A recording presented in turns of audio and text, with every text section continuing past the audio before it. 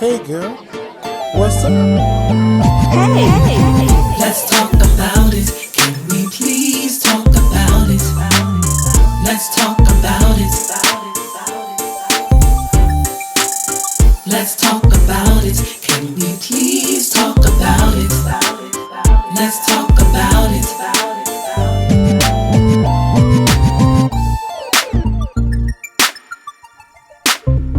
Well, hello, and welcome to today's edition of Can We Please Have a Talk? I'm Alin Pat Britten, your host, and I'll be coming to you weekly with things that pertain to our everyday living. Thank you so much for joining me in part 2 of America, What's Really Going On. As stated in my last piece, I will be coming to you over the next several weeks or so to share with you what I believe is causing children to land on the path of violence.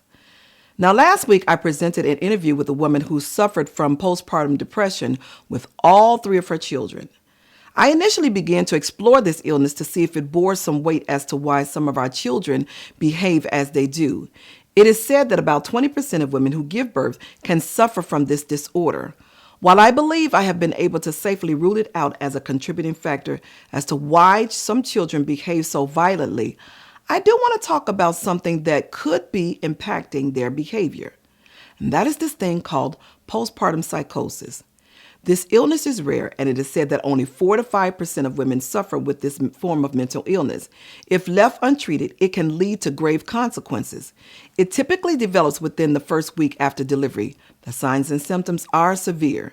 They may include confusion and disorientation, obsessive thoughts about your baby, hallucinations and disillusions, sleep disturbances, excessive energy and agitation, paranoia, attempts to harm yourself or your baby.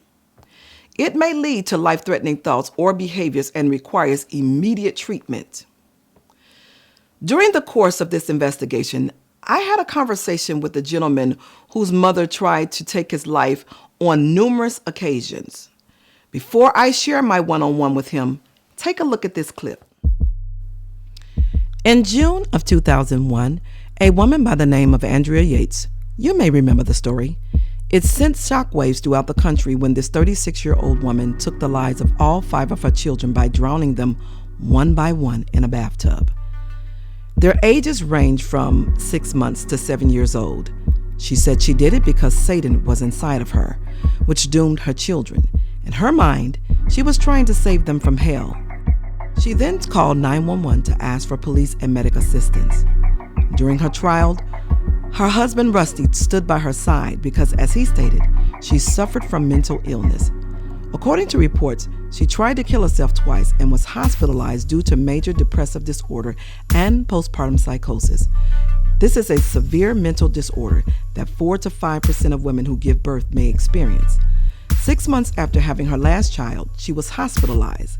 It was reported by family members that she was taken off the anti-psychotic drug, and unfortunately, 2 weeks later, she took the lives of her children. Thankfully, not many women suffer with this illness.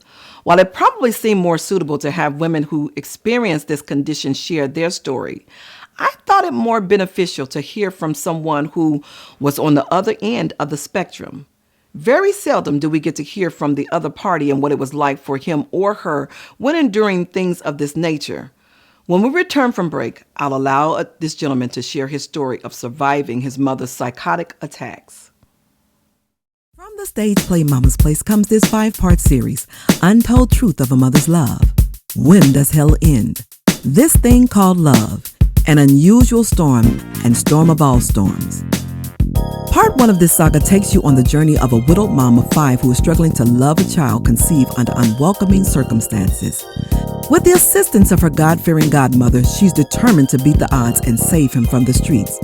This true-to-life heartfelt story renders pearls of wisdom while ministering truth and gives great revelation to raising children.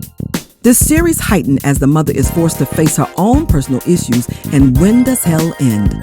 After having suffered years of an abusive marriage, abandonment from her closest friend, she experiences the supreme blow when the man who raped and caused her son's death escapes punishment.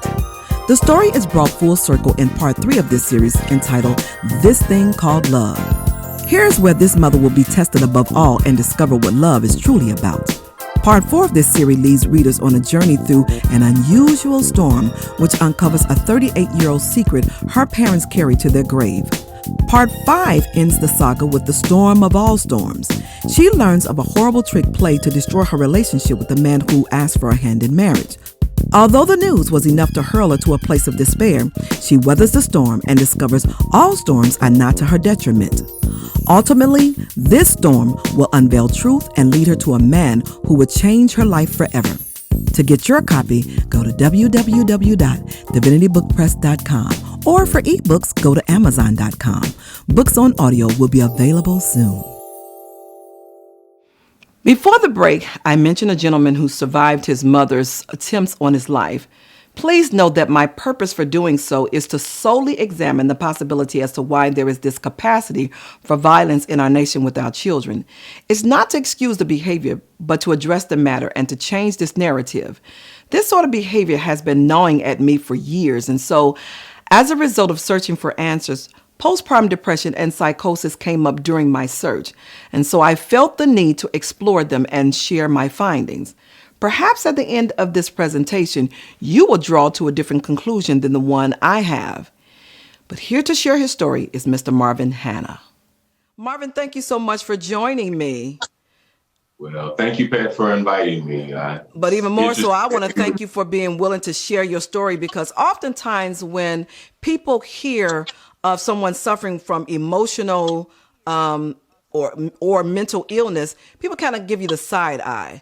And so, as I stated to my audience before, I want people to truly understand what it's like to suffer with mental illness or postpartum depression, and to get them to understand that this is something that people shouldn't take lightly, and to have compassion on those who suffer with these type of illnesses. So I wanted you to share your story because I thought that this was really, really interesting and a very powerful story, if nothing else. So please, at this time, Marvin, I don't want to take up too much time, but I want you to go ahead and share your story. I, from a very early age, did not have a relationship with my mother. And I found out at 6 months, she had given me to my grandmother. You know, over the course of the years, you hear conversation, but it ultimately came down when I got to be around 26, when I learned that she had tried to kill me. And that's all I had heard, that she was homicidal toward me. And, you know, over the course of years of trying to understand the ill and deal with the ill effects of her treatment, I eventually made it back home to Milwaukee, where I'm from. And my sister had found me on Facebook. Now, we share the same mother, and we have a half brother, actually 2 half brothers. And when she found me on Facebook, she started to share with me some of the things that I was aware of, but some of the things that I wasn't aware of. So what I discovered was that she also may have suffered from postpartum depression, but she also had some psychological issues. Okay, so when you say she, are you referring to your mother, or are you referring to your sister? No, my mother. So your mother, okay. Information now from my sister. She already had 2 kids, and she wasn't excited about a third. And that made things worse, and it just escalated because of some domestic violence issues. Okay, so what's the age difference between you and your sister? You're the one that you are referring to? Total 10 months, maybe. Okay, so you didn't grow up with your older sister? Neither my brother nor my sisters, no. Okay. So I was raised by my grandmother on my dad's mother. Okay. So okay. I didn't have a relationship with any members of my mom's side of the family. Okay. And that's because of I would say, the underlying domestic issues that were taking place. But I also learned after, of course, you know, many years of therapy, that there's a connection that takes place between a child and its mother, and it starts in the womb.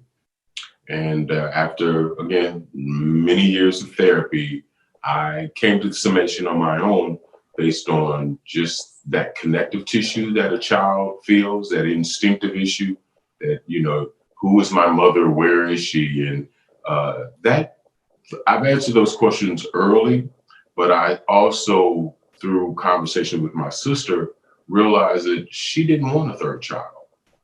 Oh, okay. Okay. And everything that came out of it contributed to the connection between me and my mother.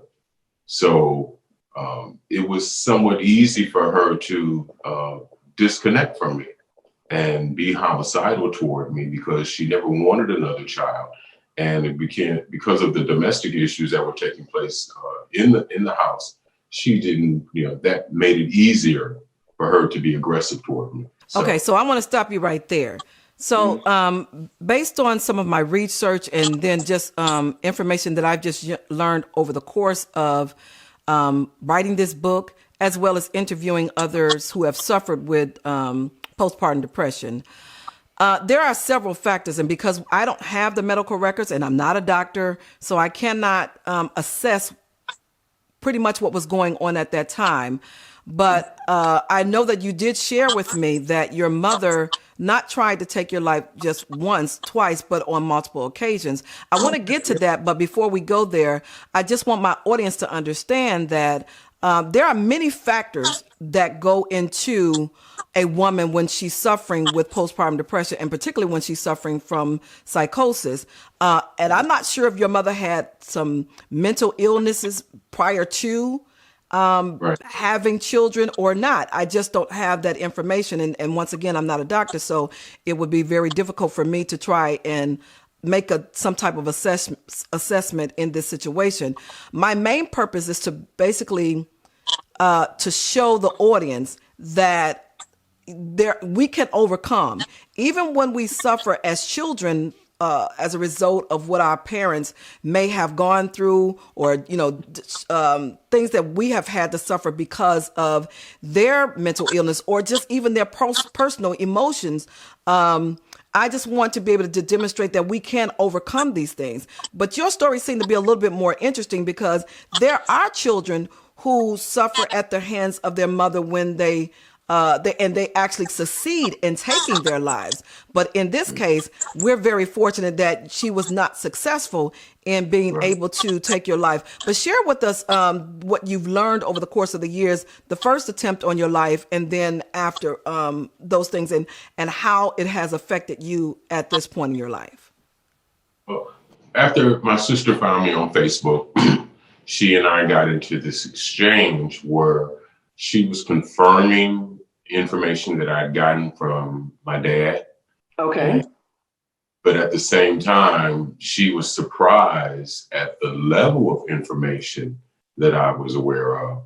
I'll just show you, there's a scar right here on my head, right in the corner. Okay. That I've kind of made the correlation between her. There were multiple attempts, but I think it really came to no pun intended, to a head when she tried to smash my head into a wall. At what age were you? Well, I was given to my grandmother at 6 months, so it was prior to 6 months. Okay, so what was the first incident that you are able to share with us at this time? What was the first attempt on your life? Well, I can't say which one was the first one, Pat. What my sister has shared with me is that she was just very, very aggressive and intent on getting rid of me. Wow. She did a series of things. And you wanted to know about the ill effects of it. As much as I grew up to love swimming, and this is just kind of ironic, I also had a really, really hard time being bathed as a small child. And I remember incidents with my stepmother. And, I'm pretty sure she was just, frustrated because I was wilding out. But I had a problem with water in my face. And so why was that? My sister confirmed that, the attempted drowning.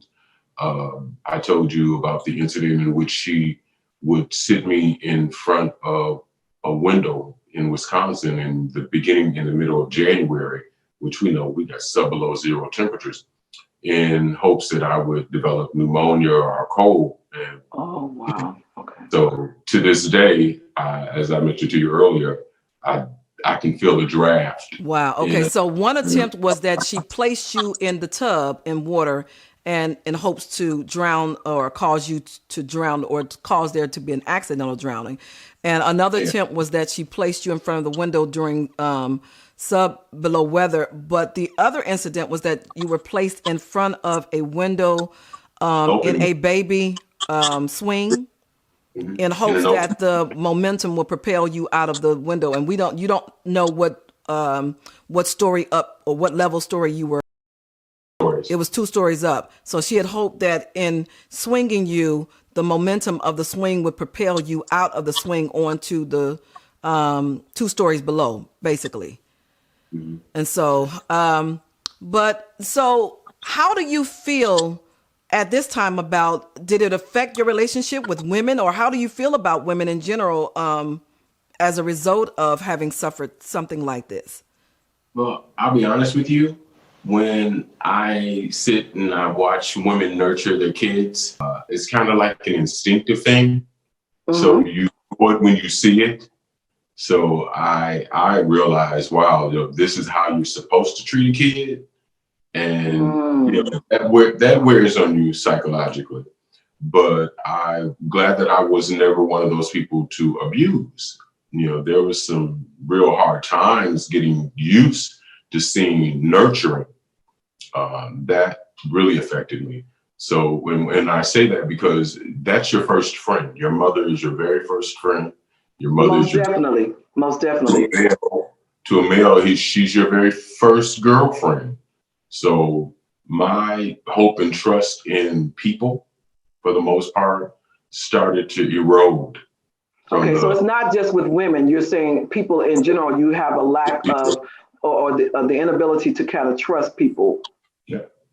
Okay. So, but at this time, how are you doing on a personal level? I hear you say that you are now receiving some type of help, which is awesome, and I'm glad, because this could have gone in a number of ways for you, as well as even your brothers and sisters. And I know that you also share with me there were some issues with that relationship with your siblings, with your other siblings, with your mother as well. And I do want to allow you the opportunity to share with the audience as well. So, but go ahead. Yeah, as far as nurturing and my mother and possible psychosis, my sister, she kind of enlightened me. In some ways, I turned out probably better than they did. Wow, my brother struggled with, and again, I will not be light on the fact that there was some domestic issues that affected all of us. So you can add that to the scenario, but did that come from your biological father? Your mother suffered the the physical abuse from your biological father, or? Biological father, right. And we have, we have different fathers.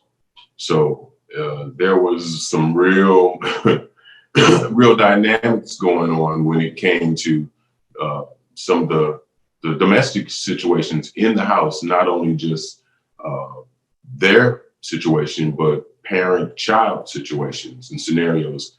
And it all came to a head that she later on wanted to prove my dad wrong, so that she went out and became a successful RN. But my sister shared with me that on the days that she would get up to go to school, she would leave them in the bed while they were still in high school. So, yeah. So it's funny that you would say that, because it's funny that you would say that, because I've heard of stories where oftentimes women will, whether they're suffering with psychosis or postpartum depression or not, they tend to have a better bond with children that they're raising that are not their own. And oftentimes their biological children will suffer. And here in your case, because I've had this conversation with you, and you shared it to me in a different manner. I have a little bit more insider information regarding your story, that when your mother would leave to go to work, this woman who was supposed to be a nurturer to her very own children, unfortunately was unable to give that to them. She was more concerned with her personal career, in a career that required someone to be able to offer assistance and to be able to nurture patients back to health. She herself was unable to give that to her own children, but easily was able to offer it to strangers who she didn't know. And so I do think that that is definitely ironic, but unfortunately, but I want to get back to your story with the postpartum depression. And so thankfully you are getting help, and it's unfortunate, but you did share with me now with your oldest brother. Your oldest brother was someone that she doted on.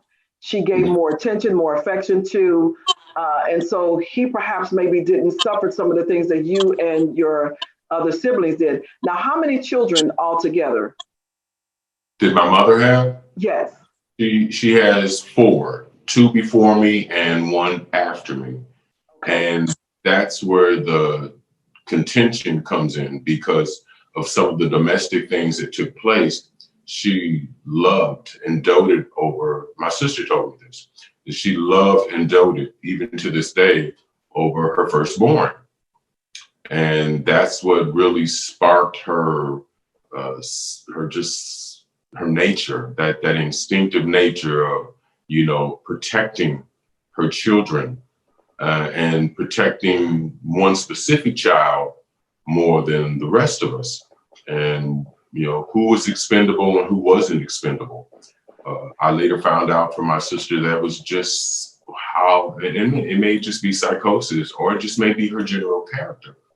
And that could possibly be. Like I said, we don't know because we don't have all the facts. And at this time, your mother she's no longer with us. She is deceased, correct? No, she's still alive. Your mother is still alive. And so, wow, very interesting. So you were yet able to get her medical records, although she is still alive? Actually, I got my medical records. You have your medical records, and in the medical records indicated the attempts on your life. Oh, wow. Okay. The attempts were verbal, Pat. That's verbal communication. My medical records constantly found me in the hospital. Oh, okay. Mistreatment and the neglect. Okay. And how many times? I mean, what's the record of times you've had to go to the hospital to receive treatment? Up until I was six months. Okay. And then, from what I understand, I found out later on that there was an attempt to kind of put me back in her, to connect the mother with the child, because everyone knows that that's an important relationship. But you were raised by your grandmother. Yeah, I was raised by my grandmother, but my aunt would tell me every attempt to reconnect me with my mom, like meaning I would go, they would be like, okay, well, send the baby back over, or send a little, because I remember the home, the place where I was raised in conjunction with my grandmother's home. So I remember it. And there's some things that I remember to the point that I can ask my aunt, did we live in a place that, had stairs and it was gray? And so, my memory was very, very kind of, for a little kid, pretty good. Mm-hmm. But the fact was, I know my mom didn't want me. So when I went back to her, my aunt told me I always returned very sick. Wow. They would have to come get me again. Okay. So they were, after a while, they were like, they didn't send me back to her. Wow. Now, she still had 2 at home, and she took care of those 2. But when it came to me, no. But and as I mentioned earlier, when I found my sister on Facebook, she told me pretty much in a different way. My second brother, who was younger than me, was treated the same way. When she got to a point where she didn't want to raise him any longer, she sent him to his father. So have you had conversations with them to find out whether or not they suffered as much by the hands of your mother, physically and psychologically? Just my sister. Just my sister. Just your sister. She's to him to find out whether or not he suffered on that level as well. I found my brother. Okay. He was incarcerated, and we started corresponding with one another back and forth for about a year. Okay. Maybe a little longer. Once he got out, I found him. I made a beeline to where he was. And though, unfortunately, I think I may have triggered him, which I felt bad about, he did share with me his story and some of the things that were going on in the house that kind of steamrolled for all of us. And I'll share this with you. He said he came home one day from school. He was about 6, I guess. And he was like, where's little Marvin? Where's Marvin? Where's Marvin? And he said, he's looking and he's trying to find me. And he went to his mom, our mom. And he was like, well, where is he? Where is he? And she slapped him. So just to make this very clear, when he asked for little Marvin, even though he's younger than you, you are named after your father. Am I not correct? Correct. So, and they called you little Marvin. Okay. Oh, wow. I mean, this is just, mind boggling just to hear, because I'm hearing more than, you've shared with me before. And so it's so unfortunate that you suffered. But once again, thank God that you were able to make it out of the situation alive, because there are incidents where mothers have actually taken the life, have been successful in taking the lives of their children after having suffered postpartum depression or psychosis.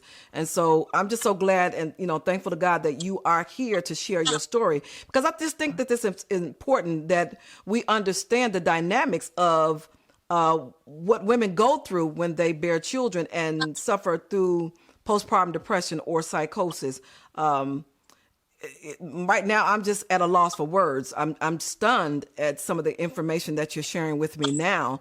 But once again, thank God that you are getting help. And I wanted to also demonstrate in my next episode, I wanted to share with the audience how much children are affected when their mothers or are not giving them the emotional support that's needed in order to be successful in life. Thankfully, like I said, you had your grandmother there, so we're thankful to God that she was there to be able to nurture you and get you through these difficult times. So, but once again, that mother-son, mother-child relationship is so vital.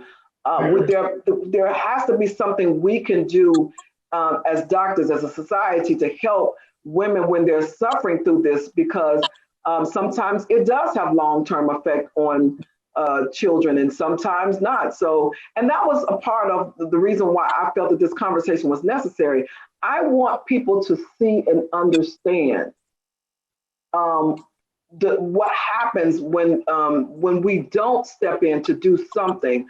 So many children are now in foster care, and it's so unfortunate that we have literally almost 500,000 children in the United States alone who are now in foster care, in some way, shape, form, or fashion, whether it's with their grandparent or whether it's with an aunt or an older sibling, whatever the case is. We have way too many children whose parents have either stepped away from the job. In some cases, it's literally because the parent either suffering from drug abuse or they are literally no longer, alive. So it's one thing to no longer have a parent who's alive. It's another when your mother walks away from you and leave you in the care of someone else. It's in my study, I found that the damage is far more severe for children who suffer emotional abandonment, even though they're in the home with their parents, than for those who are actually given up for adoption. They suffer, from emotional issues, but it's not, I'm learning that it's not as severe as children who suffer from emotional abandonment and the parent or the mother is right there in the home with them. So I want to thank you at this time for sharing your story. Once again, it has been more than just enlightening. I think this is going to bring me to probably doing a little bit more research in this and trying to see what we can do as a society to make a difference in the lives of these children, because we have way too many children who are just taking the lives of other people with no remorse, and it just seems like they are so far removed from any emotional attachment or just to even understand the importance of life. And Exactly. part of it, I believe, is because they're not being taught love. And so they're missing that in their upbringing. And this is why I believe we are seeing the type of violence that we're seeing in our nation. And I think that this can be dealt with if we try to help mothers, especially young mothers, to change the course of how they're handling this thing called motherhood. So thank you so much, Marvin, go ahead. Can I say one thing? Can I say Sure. one thing? The road to recovery is there, everyone. Seriously. If I can make it, you all can make it. So maybe this word will inspire or enlighten someone. Get the help that you need to strike a healthy balance between yourself and your reality. If you don't do that, you will always struggle. I think you'll have this internal struggle because of all the unnatural things that happen. You will walk around through your entire life with all these unnatural feelings and disconnections. So seek out help, find the professionals that will make you feel grounded and rooted, and you can make it. If I can make it, you can make it. Well said. Thank you, Marvin. I want you to imagine a world. Imagine where our youth come together and collaborate on something meaningful, productive, and positive. Imagine where they come together and they're focused and dedicated to their careers. And they encourage their peers to excel. You think great imagination, right?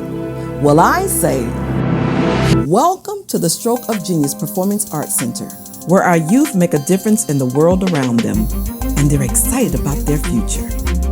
This is the place where youth learn to be a solution rather than the problem. They encourage their peers and respect those in authority over them. In this Performing Arts Center, they will learn to use their creative skills to channel negative energy into positive solution through music, theater, film, and television. They will learn that hard work pays off in more ways than one. In the end, they will have something to give back to society and be proud to have done so. For as many as we can, let's get them off the street and keep them in school and give them something positive like the Stroke of Genius Performance Arts Center. Let's give them something that they can be proud of and one that will give them the platform to be the creative geniuses we know they can be. We never know what lie in those great minds. While it is my personal belief that PPD doesn't have long-term effects in the lives of children and their behavior or their relationships with their mothers, after having a conversation with Mr. Marvin Hannah, I wondered if the violence we see happening stemming from emotional abandonment. If this is so, why do some who suffer from emotional issues overcome the ill effects of it and others do not?